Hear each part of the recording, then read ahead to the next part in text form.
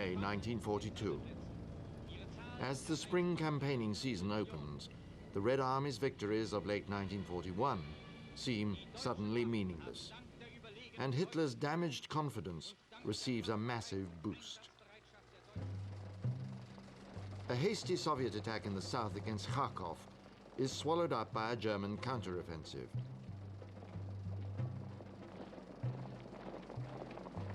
Hundreds of thousands of Soviet troops are captured, destined for Nazi prison camps. These are losses the Red Army can ill afford.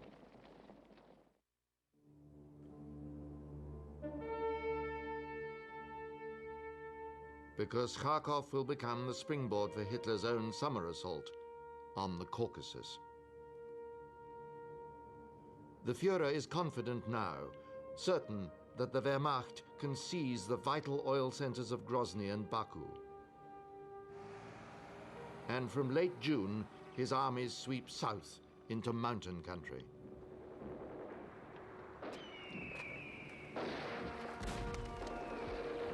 But Stalin has concentrated Red Army reserves to protect Moscow, and the offensive takes it by surprise.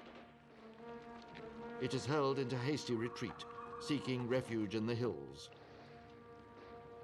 able only to sabotage the precious oil fields it leaves behind.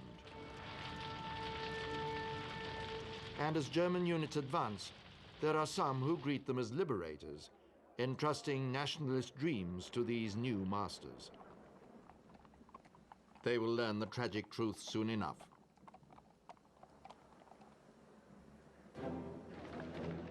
But as it retreats and regroups, the Red Army becomes stronger, more coherent. And the rolling thunder of the panzers, at first unstoppable, is silenced by stubborn defense on the only road through the mountains to Baku. But though the great refineries are still working for the Soviet people, a new peril looms. Two smaller German armies have been advancing slowly east, towards the industrial city of Stalingrad. As Hitler's ambitions are thwarted further south, he sees a chance to cut all links between Moscow and the Caucasus. The city on the Volga becomes his new prime target.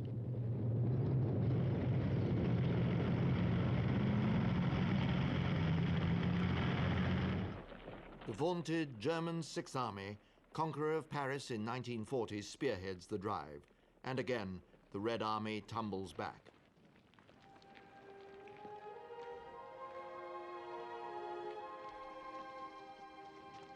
For Soviet soldiers, this could so easily be the end. Even Stalin's son has been captured, and his image on propaganda leaflets adds credence to German claims of imminent victory.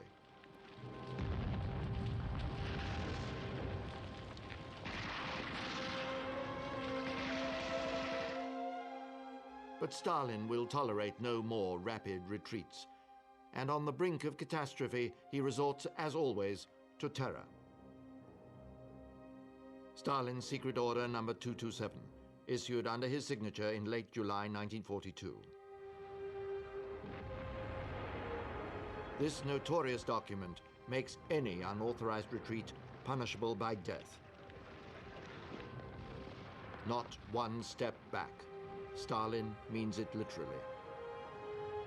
And this unique footage shows NKVD troops putting his edict into practice. They're known as blocking units. Deployed just behind the troops, they pass instant sentence on any who disobey Order 227.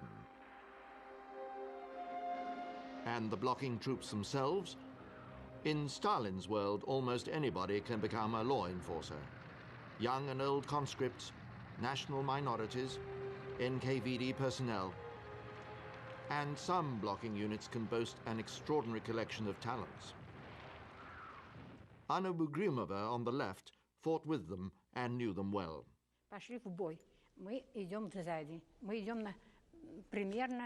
The troops went into battle.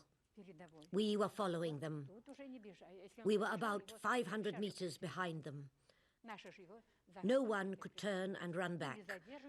If someone did, he would be shot on the spot by our blocking units or arrested by the Special Division of NKVD. I had a carbine, and then my friends got a pistol for me, and I threw away the carbine. These Siberians were quite old. Our blocking unit was made up of Siberians, former convicts who had robbed banks and large factories. They were serious criminals, but they treated me well. Appropriate purveyors of Stalin's bitter medicine, enforcing the Supreme Commander's will without hesitation or mercy. And Stalin has introduced another grim aid to discipline, penal battalions.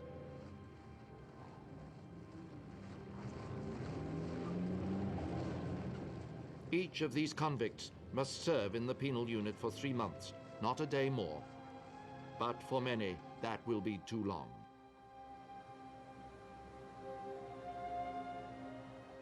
Even petty transgressors, pilferers, shirkers, anyone who upsets an officer, have reason to fear the Red Army's field tribunals. Guilty is always their favored verdict. And the inevitable transfer to penal service is virtually a death sentence. They are the first thrown into every hopeless fight, the first to face every deadly firestorm. Yet they often fight well and with rare commitment.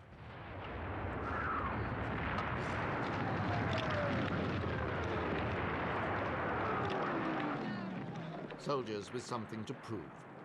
Terrified, of course, but desperate to wipe away the stigma of their misdoings.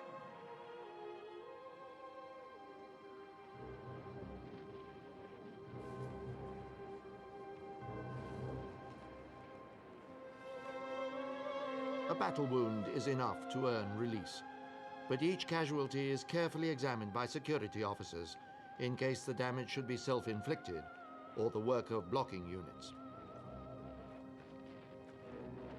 The genuinely wounded will find the forgiving words, "atoned with his own blood," added to their records.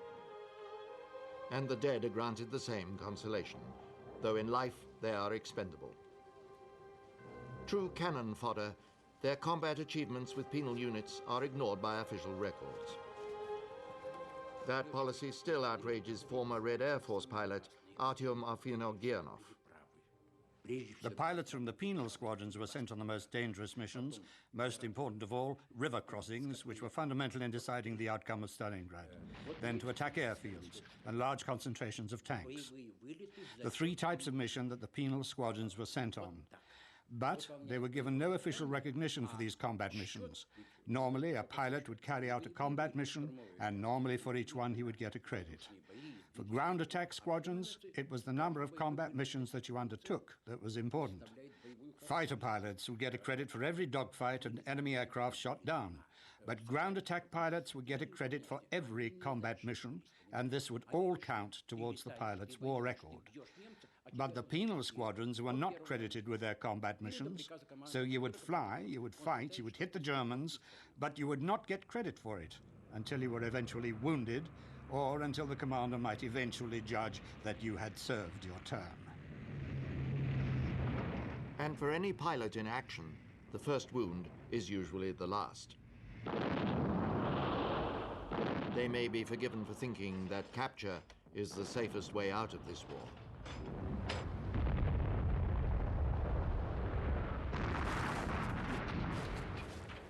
But though it is merciless, arbitrary, and utterly dehumanizing, Stalin's program of unbending oppression does galvanize the Red Army. Suren Mirzoyan was a commando with the 62nd Army defending Stalingrad. Some people think that Order 227 was a criminal order. No, it was vital to the country's defense. It was an important galvanizing factor. If there hadn't been that order, those in retreat, who'd already got used to falling back, would have continued. But where could they go? Stalin was right when he said that beyond the Volga there was nowhere further for us to retreat. One time, when they tried to capture one of our commanders, he stood up in the trench, just stood there in the trench, and showed them what he had. He was a soldier, and he was surrounded. He was out of ammunition, grenades, everything, because he had spent it all. So, he got up, and in an act of supreme defiance, he pulled down his trousers and said, "Here, come and take this prisoner."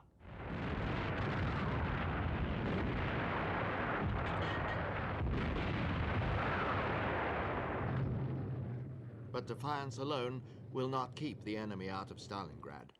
By late August, they're at the Volga to the north, and the city is all but surrounded.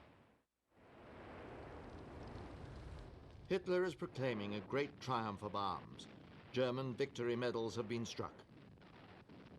And at first, Stalingrad seems there for the taking.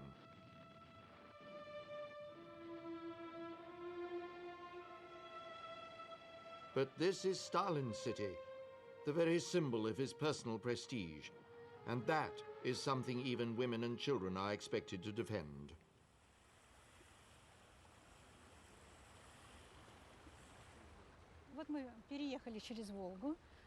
So we went across the Volga to Krasnaya Sloboda, right opposite the place we're standing now. We'd only been there a few days, and then suddenly this local policeman started making regular calls on us and demanding that my father and I go back to Stalingrad at once. He claimed that my father was spreading unnecessary panic, saying, "You're a coward and panic spreader. You have no right to be here, and you should return back to Stalingrad immediately." The 62nd Army is not yet deployed in the city, and only a single blue-coated NKVD division takes the field against the first attacking panzers. At its side, workers from the local tractor factory, armed with abundant defiance, but with very little else. When we got to the front line, this tank with no turret went past us a few times. It was driven by a man from the factory. In his patriotic fervour, he hadn't had time to put a turret on. And he had no cannon either, only a machine gun. But our tractor factory man was determined to defend the motherland with caterpillar tracks and a machine gun alone. But the Luftwaffe cares nothing for such heroics. During the last week of August, it launches a campaign of terror bombing. For the first time, it attempts the systematic destruction, sector by sector, of a Soviet city.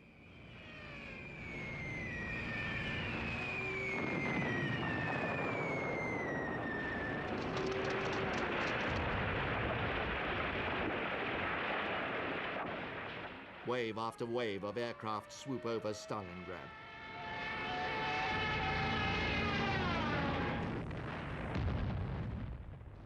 Factories, homes, women and children, they are all targets.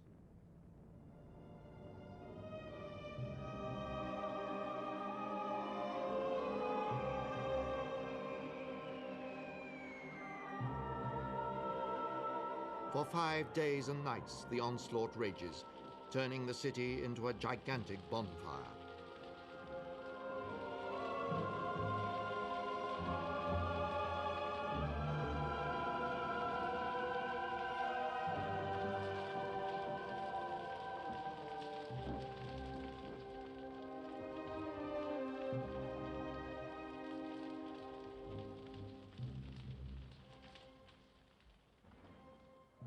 And when the thunder finally abates, 50,000 lay dead. 3 times as many are injured. Victims of Hitler's Luftwaffe, but also of the brutal regime that forced so many of them to remain. Their home has become a chaos of charred and mangled ruins. Yet for Stalingrad citizens, the real nightmare is only just beginning.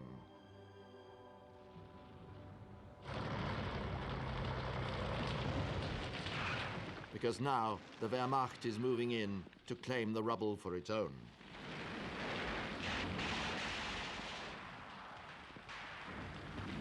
As they inch through the suburbs, German troops surely expect a rapid conquest.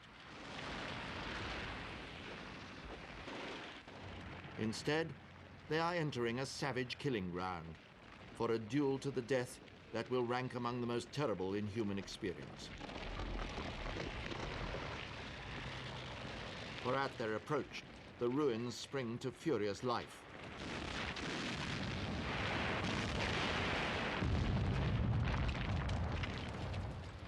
Soviet soldiers and citizens do not even contemplate surrender.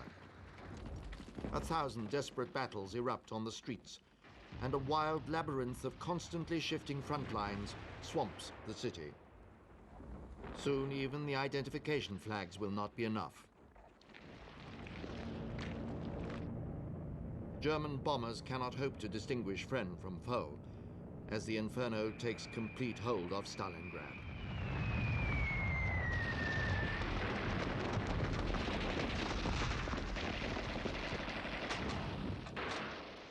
The front line might be a house, an alley, a tram line, or a wall.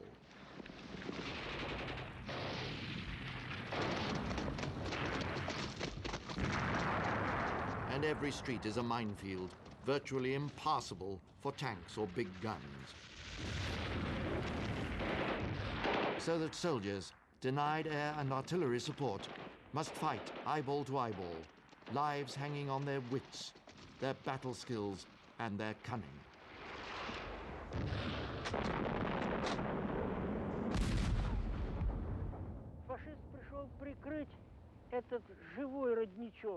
Former Red Army marksman Vasily Zaitsev. The fascist snipers used to come here to give the other Germans covering fire when they came to get water from that small spring.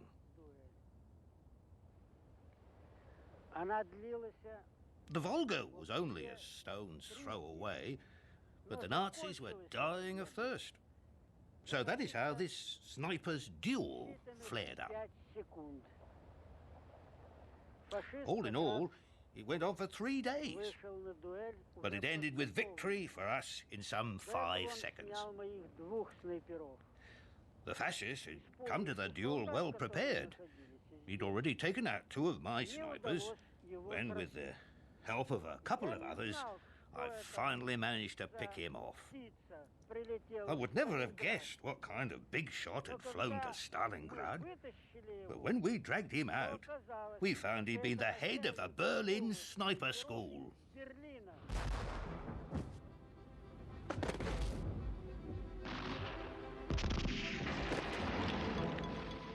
But there is heroism beyond the black arts of trench warfare. This house is defended by a single platoon of Stalin's gladiators, Sergeant Pavlov's platoon. Completely surrounded by Germans, Pavlov's men hold this vital strongpoint until relief comes, 59 days later. Long enough for one woman, one among many crowded into the cellar, to give birth amid the orgy of death that is Stalingrad that autumn. The Volga crossing as reconstructed by contemporary Soviet filmmakers.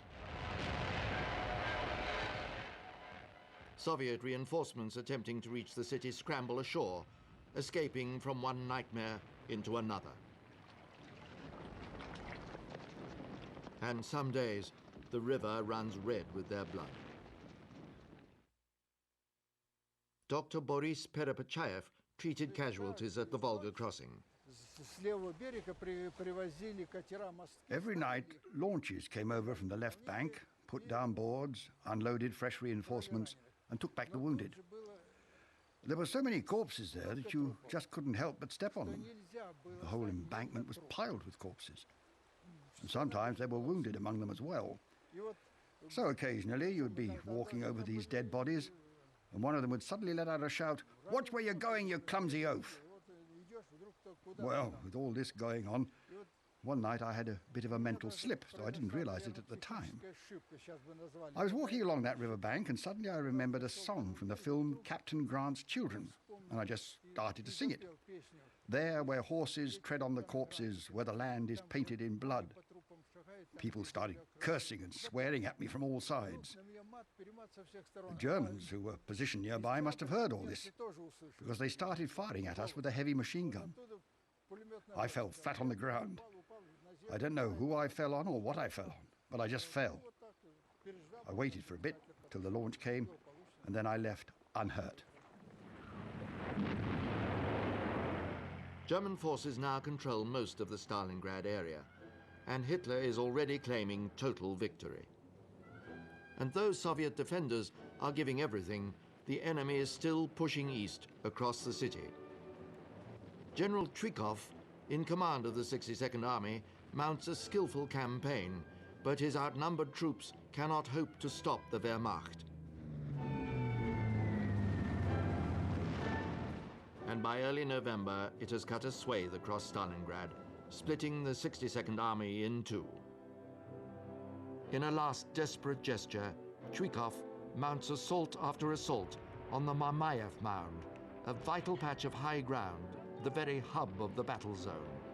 The hill changes hands no less than 8 times, as Trikov throws everything into the fray, every soldier and anything that flies.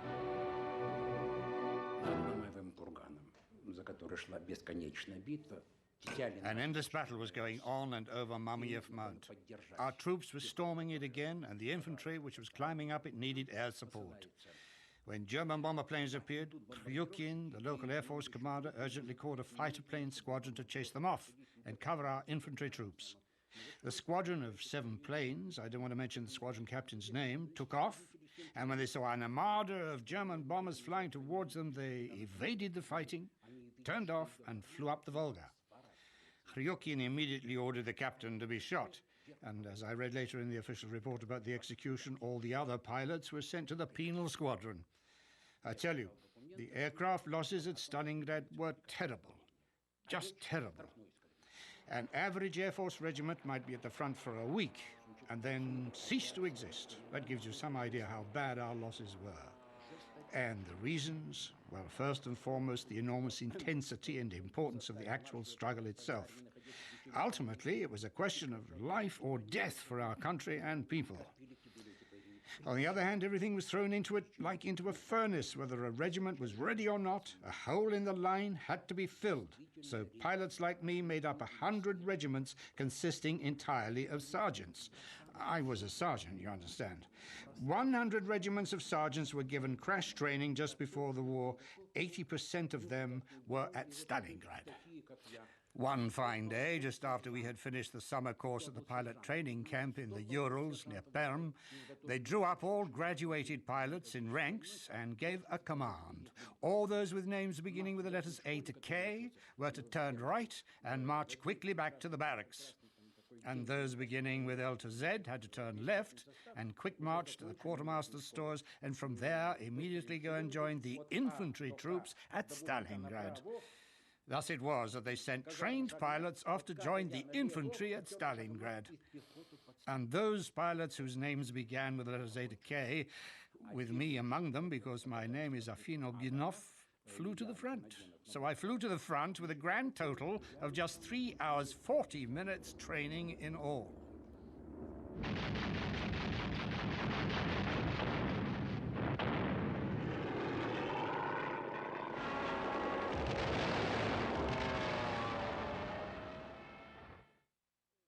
And what of the millions of Soviet citizens away from the front line? As propaganda fixes every eye on the struggle for Stalingrad, they respond with whatever they can give. Their jewelry, their money, anything to help preserve the lives of husbands, brothers and sons trapped in the inferno. They are all part of a monumental national effort to save Stalingrad. And at the heart of the Soviet crusade, hidden from Hitler's gaze, one of the most astonishing enterprises in the history of warfare. Machinery and manpower from the great industrial regions of the Western USSR have been snatched from the very jaws of Nazi invasion. Now, a vast migration east is underway, east beyond the Urals, where they plant explosives in the frozen ground and rebuild Soviet war production from scratch. They work fast through the grueling winter, but the motherland's need is desperate, and many plants must begin operating before they have a roof. By the end of the war, more than 2,000 new factories will have sprung up in Siberia. Heavy industrial plants producing weapons to sustain the Red Army at the front. But that army needs men. And so, while Hitler still keeps men away from the front for vital factory work, legions of Soviet children must rise to aid their homeland in its hour of peril. Alongside their mothers at the lathes, they toil to complete the Siberian miracle, and the future of the Soviet Union depends on them all. On the quality of the war machines they produce, on the quantity of oil they extract, and on the barges they pilot to bring it all to the crisis point on the Volga, to Stalingrad. And Stalin, for once, does not squander their endeavors. The year's defeats have shocked him, and Marshal Zhukov finds his first counterattack proposals greeted with uncharacteristic caution. So, what have you thought up? Stalin said as he came over to our map. What front is that? Vasilievsky reported back, it's a new front that needs to be opened in addition to the Don front, so that we can make a major thrust against the German grouping at Stalingrad. The left wing of our Stalingrad front will make a thrust towards Kalach to meet it. Stalin says, but have we got enough forces for such a big operation? Perhaps we should limit it to the thrust along the Don from north to south and south to north. We objected to Stalin that if we were to do this, the Germans would quickly deploy their mechanized troops from Stalingrad and parry our thrust.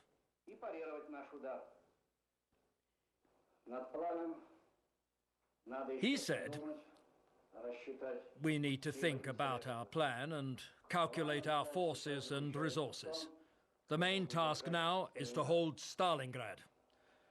And don't breathe a word to anyone about the plan. Nothing must distract from the last-ditch battle still being waged inside Stalingrad. The city has become a global obsession, dominating the world's headlines. And now, more than ever, Stalin's prestige demands that it shall not fall. But there is another reason to plan in stealth. The Sixth Army must be kept fully occupied in Stalingrad while the Red Army gathers in the rear, planning its revenge. While the Soviet Union's distant allies beat paths of their own to the beleaguered city, British aid carried through the icy gauntlet of the Murmansk Run, or across the Iranian border.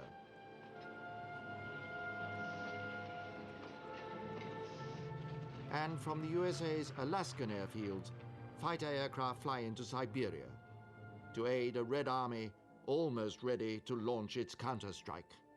Artillery Chief Voronov coordinates planning along with General Vatutin, leading the Southwest Front, Rokossovsky commanding the Don Front, and Yeremenko attended as ever by his political shadow, Khrushchev. Their designs are overseen by Stalin's most trusted military advisors, Zhukov and Vasilievsky. And on the 19th of November, a huge artillery barrage by the Southwest Front pierces the frost, decimating ill-prepared Romanian forces in its path. This is Operation Uranus. Vatutin's tanks burst through almost at once.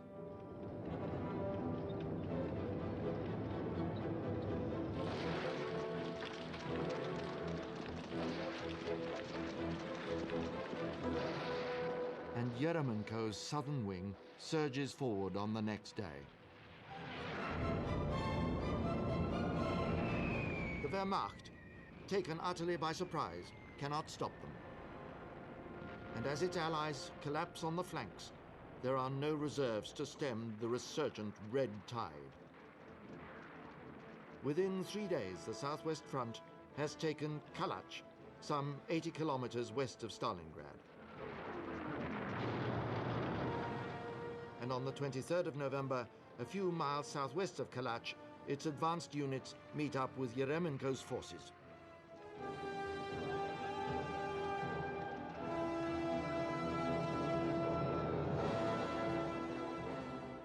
Suddenly, the German 6th Army and the 4th Panzer Army, perhaps 300,000 of Hitler's finest troops, are surrounded inside Stalingrad. The hunter has been captured by his prey. An astonished Hitler summons Manstein, his troubleshooter, to Stalingrad. His shock troops will breach the Soviet ring surrounding the city and secure the prize Hitler has already promised to the German people.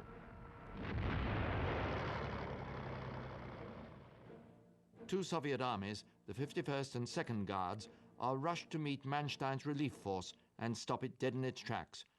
Former artillery sergeant Rasporkin was with the Guards.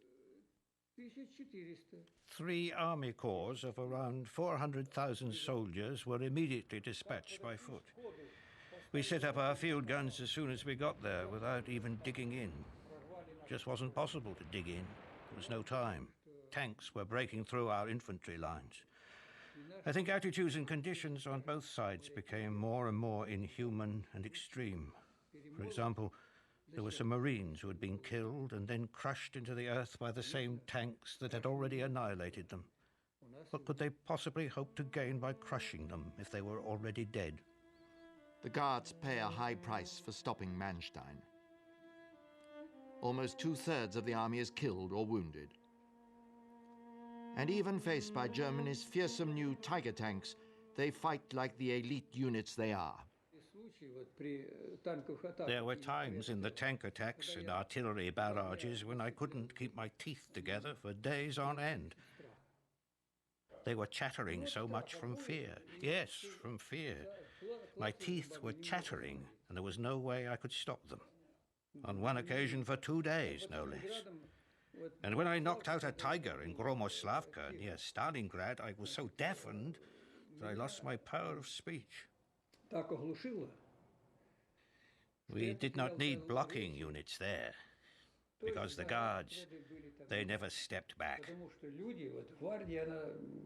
And as far as I remember, our 2nd Guards Army didn't step back once.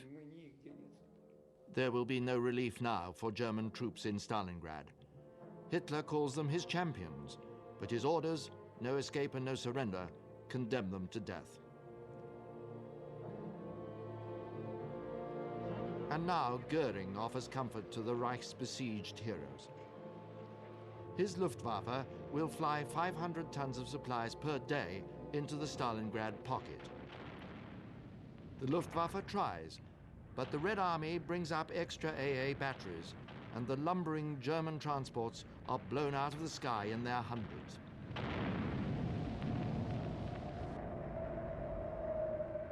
Soon, even quotas of 50 tons per day cannot be met.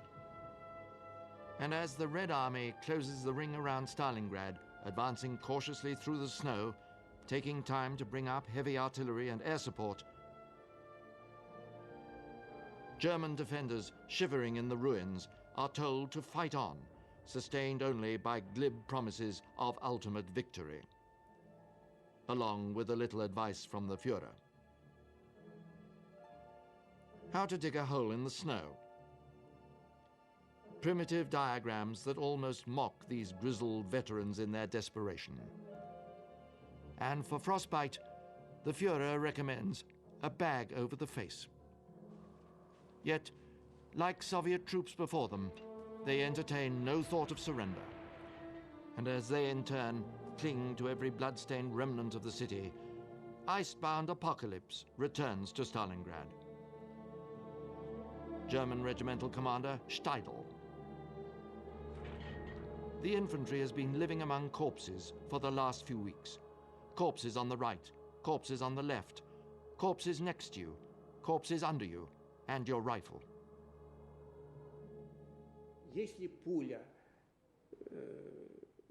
If a bullet is fired from 100 to 150 meters, it won't go through a frozen body. So we just piled them up and then rested behind them and took cover. For ordinary soldiers on both sides, this is the ghastly climax to a long, dark journey.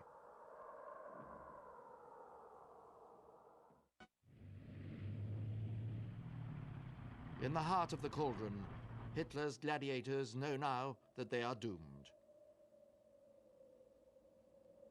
And so, betrayed, they evacuate a few casualties on the last plane out of Stalingrad.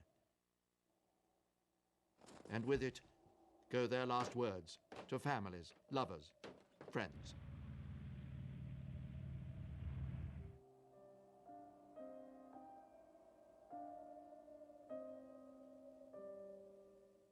You should forget it, Marguerite, and do it right away.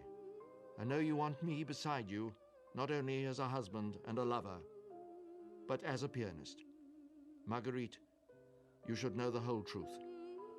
I don't have my hands anymore, not since December. The little finger is missing on my left hand, but even worse, frostbite took the middle 3 fingers on my right hand. I can only just about hold a mug using the 2 fingers I have left. And I've become rather helpless. You don't understand how important these things are until you lose them. The only thing I can still do properly is shoot, using my little finger. And I can't shoot all my life, right? So my hands are useless. Do you feel better now that you know the whole truth?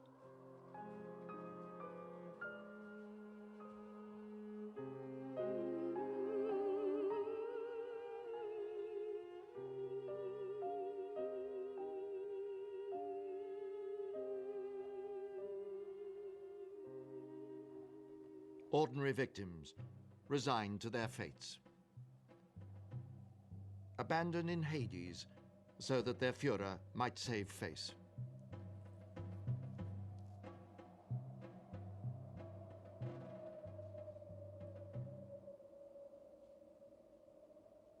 And when a Soviet proposal of terms passed across the Romanian sector offers them a chance for honorable surrender,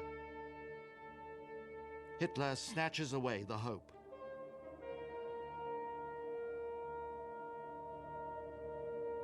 His stark order, fight to the last bullet.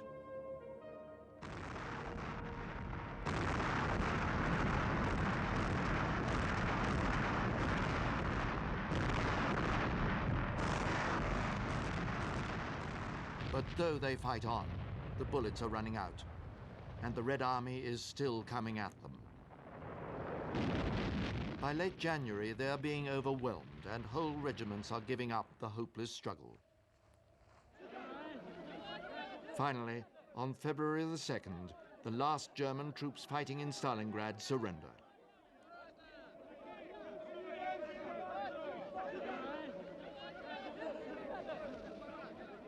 After 5 long months, a battle that began almost by accident is over.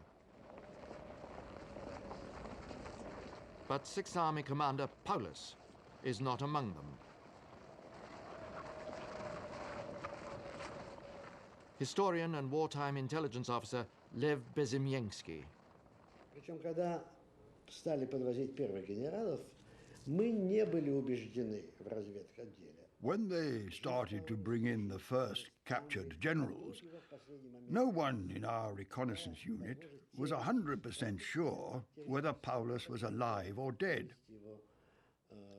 There was a possibility that he might have been rescued at the last moment. In theory, it would have been possible to get him out of Stalingrad, but in practice, no. So I became a human bug. You see, in those days, we did not have the technical listening equipment that we have now. So yours truly was put in a German uniform and made to bunk down in the same prison dormitory as the captured German generals.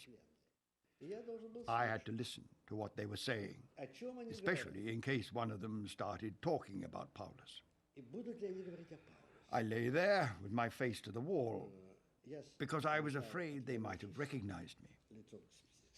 You see, I had dealt with them when they had first been captured. So I just lay there and listened.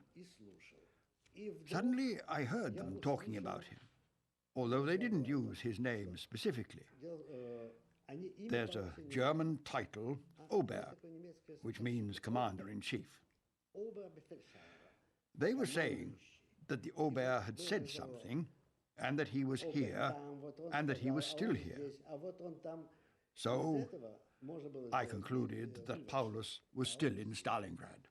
And when Paulus, instructed by Hitler to kill himself, is captured in the basement of a city store, Stalin uses him as Hitler had done for propaganda.